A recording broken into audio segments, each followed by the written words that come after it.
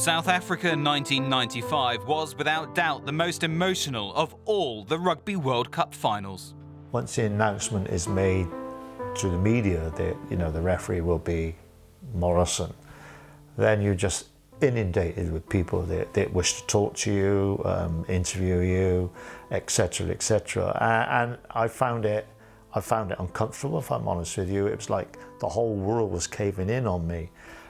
So I spoke to some of the senior officials and I said, look, I need a bit more space from this. From the Wednesday, I locked myself away, to be honest with you, just so I could, just take it all in, really, I think, and prepare for what I thought was going to be, a huge occasion.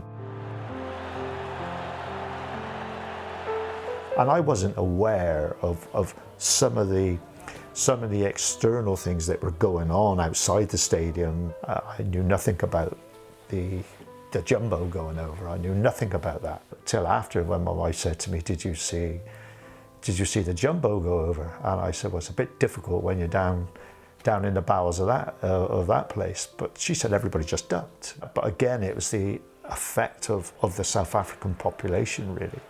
The imagination, this one game captured for them. This desire they had to win was incredible. I suppose deep down I never thought South Africa could win it, because the All Blacks were so good at that stage, and with Lumo at the helm, and I didn't think South Africa would be able to stop them. So they weren't afraid of the All Blacks, and I think they felt, Mandela probably had something to do with this, they felt that it was their right to win it on home soil with probably the greatest political leader of my generation, anyway, of my time, on their side. And I felt they really did believe they could do it. And I don't know how true it is, but there were stories that the All Blacks had problems with food poisoning or some kind of food poisoning within the team. And they probably never had the energy levels that you would expect from the Blacks, etc. But certainly when I was involved in the game, I wasn't aware of any of this. I was too busy trying to keep out of trouble, really.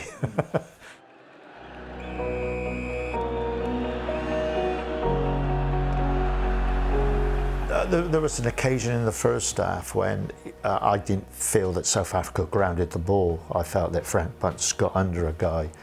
When you look at the footage, you could probably argue that he actually did bring the ball into contact with the grass. So that was something I reflected on. But nobody said anything because they won. So it's I was lucky as well, if you like. I was lucky as well. But the one thing about the role that we carried out is that if you start making decisions on things you didn't see, you're going to be in trouble. So at the end of the day, being able to look at myself in the mirror after it is more important than what people think of me, really. It was 9-9 at full time, and I remember thinking then that I've got to keep my concentration levels up. I knew I was feeling tired. And I thought, my God, you imagine if I make a mistake.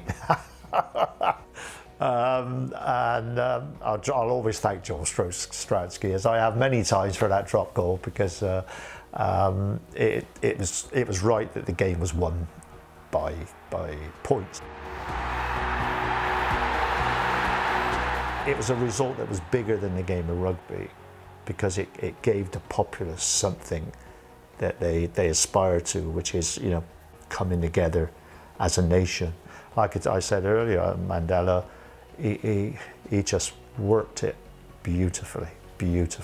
So no, I was pleased for them. Sorry for New Zealand, because I have huge regard for New Zealand. I love the way they play the game. But on this particular occasion, it was very difficult not to say, well done, South Africa.